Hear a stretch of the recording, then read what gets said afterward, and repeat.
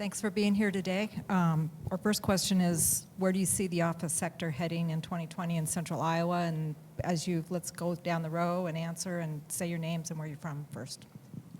Jan Berg with CBRE, Hubbell Commercial. And I see office moving down a path of looking at the employee and their needs and their environment desires. We have less need for office space that is in the market for lease, less need for that because a lot of our corporate headquarters have chosen to vacate a leasing situation and move into owner, occupied. Thank you.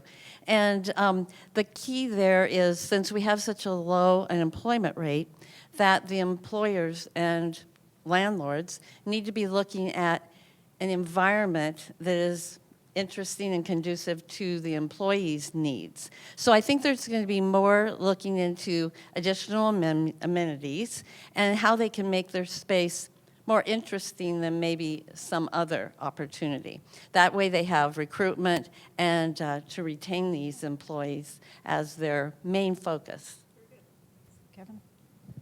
I would really agree with everything Jan said, and I would really add that as that need develops for trying to attract and retain employees in the office space that they occupy, you're going to see more amenities added, whether it's conference rooms, huddle rooms, workout rooms, public meeting spaces. We're just going to see an expansion of that.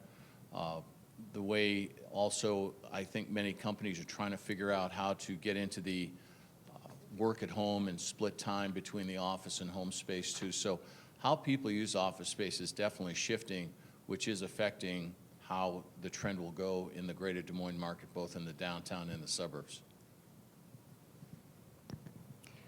I'm Sara Herman with SVPA Architects. I'm vice president there and in charge of director of interior design. So I have a little bit of a different perspective that we're starting to see people try and really exhibit their culture and their brand. And so as Jan mentioned, the unemployment rate is really low and they're competing out there for employees and they want their space to reflect who they are because they're trying to, the minute that person comes in for an interview or walks their foot in the door, they want to make sure that they're representing who they are and they're realizing that space can be one of the most critical components to that hiring process. So kind of just projecting their company culture and their values is what we're really starting to see be exhibited through space. I'm Brittany Freund, Vice President with R Real Estate Advisors. I would concur with all three of you. We do have quite a bit of spec space available online right now. We also have some large companies that have vacated space or are going to be vacating some lease space.